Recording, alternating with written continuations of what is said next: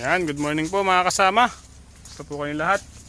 Sana nasa mabuti po kayong kalagayan. Parang 4x4 po nag-harvest ng paano. Ayun, ang dami. Pwede na yan, pre. Ayun po. Bali, kukunin lang po namin yung sprayer mga kasama. At bibili po natin ng karburador sa Kabyaw. Para sigurado po, dadalhin na natin yung sprayer para siguradong compatible yung mabibili natin karburador para sa ating sprayer. Yan. Sira po pala ng ating sprayer karburador. Karburador. Para makapag-spray po tayo ng sitaw. Tsaka gagamitin din po natin sa ortis yung spray na yan pagka nag-spray tayo ng pangdamo. Kahapon po tumingin ako ng karburador, kaso lang wala po siyang warranty. Nasakali man daw pong hindi siya compatible at nagkagusalina na siya, hindi na siya pwedeng isole. Kaya mas maganda doon na po namin isasalpak. Para kung hindi siya kasya, agad po maisosoli natin. Nagpapalutang. Muna akong talbos na ang palaya. Ang ganda ng talbos Yo, pre. Gano'n ka? Talbos. Pampano? Pampadagdag dugo. So, dinaanan natin ito. Meron. Saan? Siyempre dyan meron ka. Saan? Wala. Ano yun? Ginisa. Sarap to ginisa. Lalagyan ng sardinas. Sardinis. Saka lalagyan ng kamatis. Kamatis.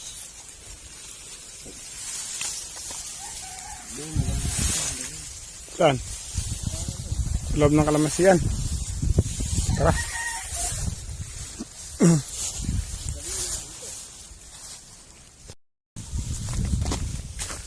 Ayan, pauwi na po tayo mga kasama. Bali, lumusong nga lang po tayo dito para kunin itong sprayer.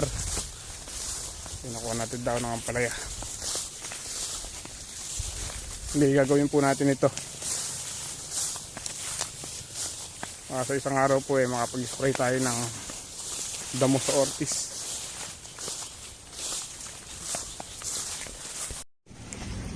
Ayan, dito na po tayo sa bahay. Bali, nakalag na rin po natin itong balde nitong sprayer. Papunta na po tayo ng Kabyaw para bilhin na po natin yung karburador. 2 hours later. Ayan, nandito na po tayo sa bilihan ng pyesa kay Mariano. Tatanong po tayong pang 4-stroke. Dinala na po natin yung makina para siguradong compatible yung mabibili natin. Dahil nga po walang warranty.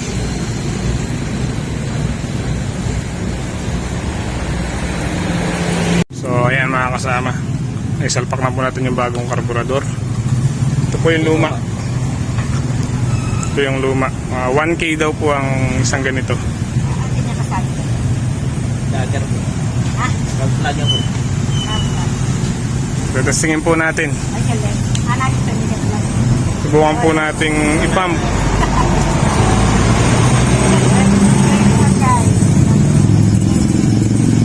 Yun, napuno.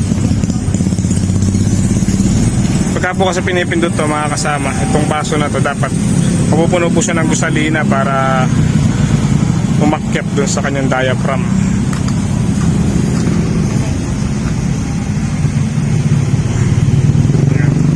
Dito po umihigop sa itim. Dito naman po yung kanyang tawag dito, yung kanyang rotation.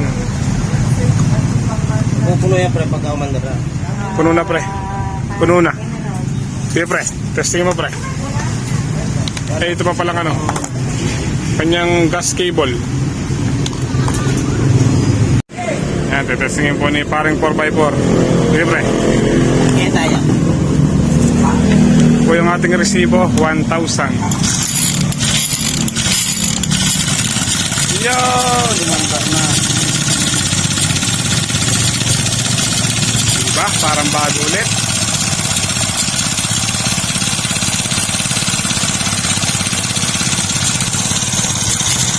Yo, wow. Yan ah. Bali 4 years na ito eh. Ang pusulit po. Ito lang po yung sira ng ating power spray. Spray mo 20 hectare yun. Pero pre, makakakahoy pa natin yan. Mapapakinabangan pa rin po natin ito. Gaya po nitong baso niya na to, pwede pa po natin kunin. Kung sakali man pong masira yung nandun. So ayan mga kasama, bali okay naman po yung ating ginawa. Yung ating binili. Okay na, okay. Okay naman na po. So okay, pag-spray na po ulit tayo. Meron na tayo ulit magagamit. So ayan, dito po tayo bumili. Laksina Mariano. Yan. Yan pala. A few moments later. Namatay. Yan mga kasama. Sinabi po lang ni parang 4x4. Nagkakarwas po siya ng motor. Ayun na naman ang ulan.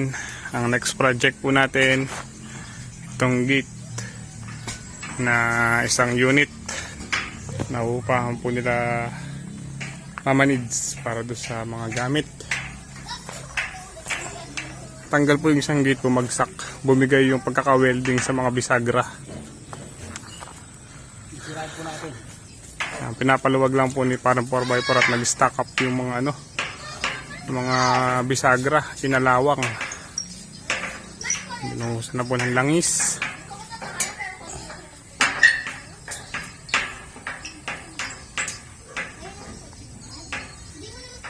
Yun, nabunot din. Yan o.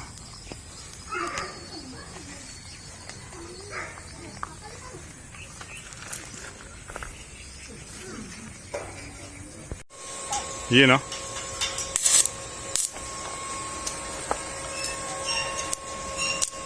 May welding na po ni paring 4x4.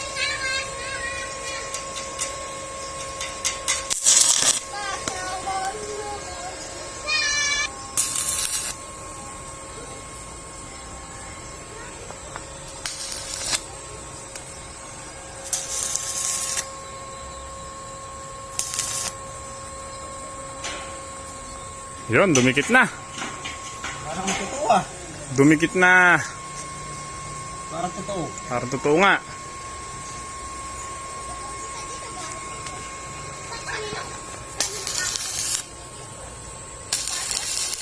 Oh, parang welder lang ah.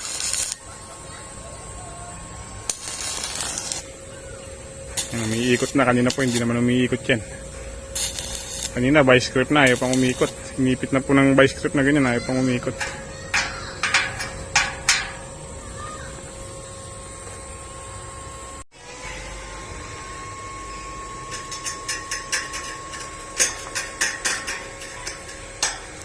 Ayaw na.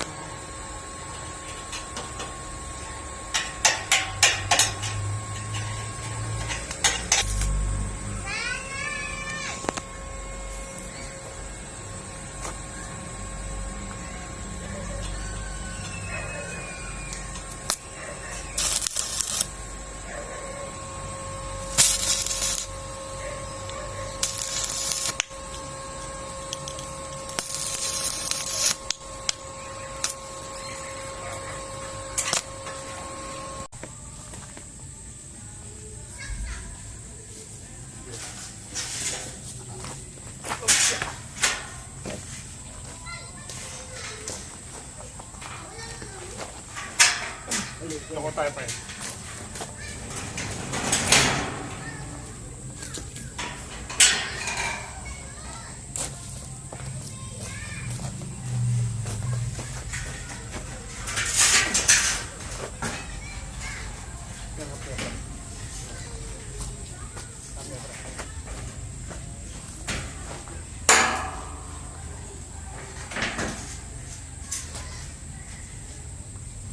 May guidance program na din.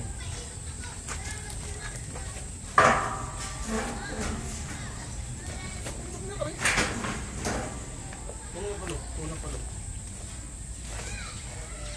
Oh, hindi ka rin.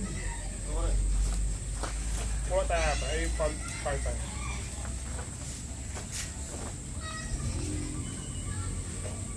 Yan.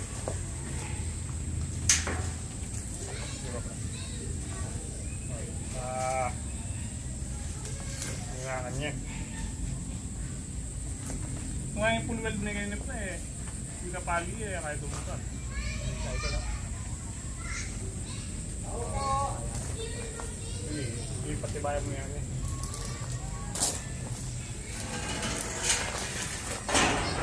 Yun no?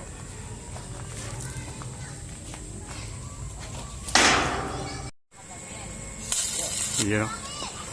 Mali po, full weld na lang po ni paring 4x4. Nakasabit na.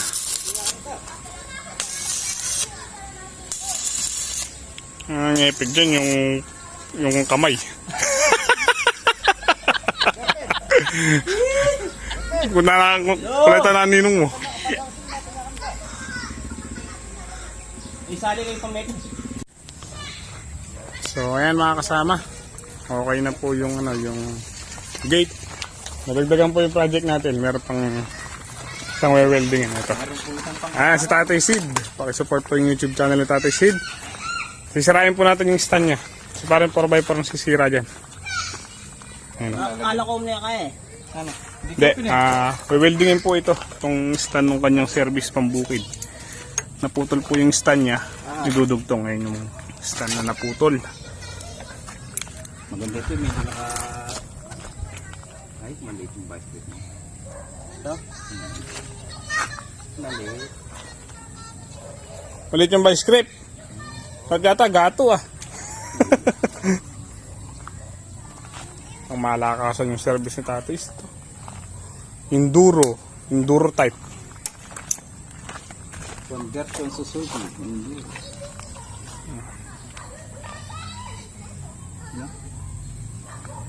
Bali idudugtong yung no. Tapos papalitan yung tornilyo kasi Kung mapapalitan. na lost thread. Lost thread tapos umiga. Bumuka. May pampuso sana yan eh. Kailangan pa ng grinder. Iipitin lang. Ano?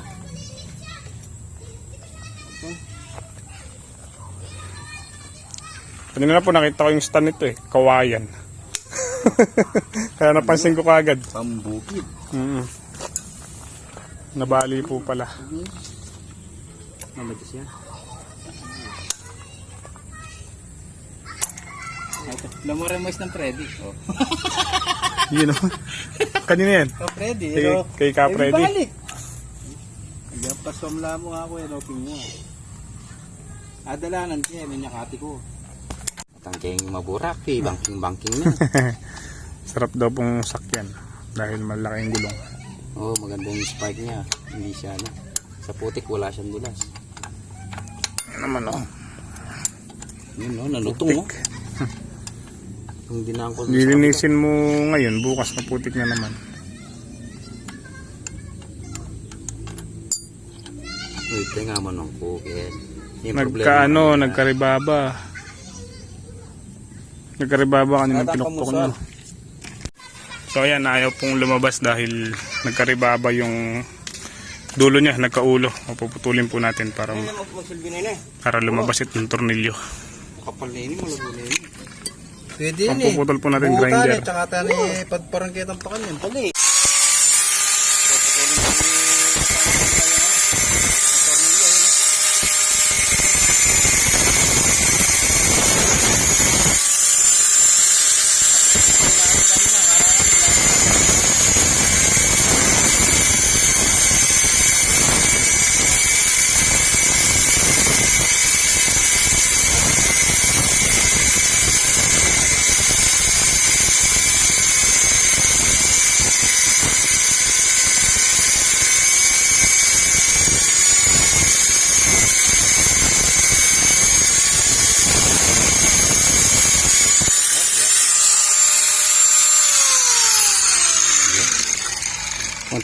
payos. Okay na yan. Yung sarada ka mo. Nilalagyan na lang po yung lagyan ng spring. Napagdugtong na po ni paring 4x4.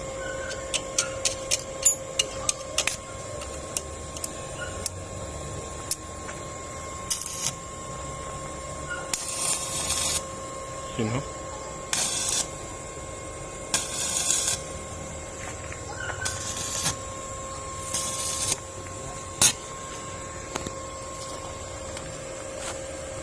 Sumulog kayo nila. Sorry.